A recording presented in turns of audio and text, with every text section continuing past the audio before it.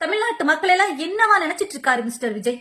ஒரு இடத்த பிக்ஸ் பண்ணி அங்க வர சொல்றான், அவன் ஏரியாக்கு வர சொல்றான். நம்ம போவோமா? தன்மானம் உள்ள எந்த ஒரு மனிதனா இருந்தாலும் இப்படி போவாங்களா? மிஸ்டர் விஜய் இந்த 41 குடும்பத்தை தத்தெடுக்கிறாங்க. ஓகே, எடுக்கட்டும், வேற வழி இல்ல. இப்ப அவங்க ஏதோ ஒண்ணு பண்ணிதான் ஆகணும்.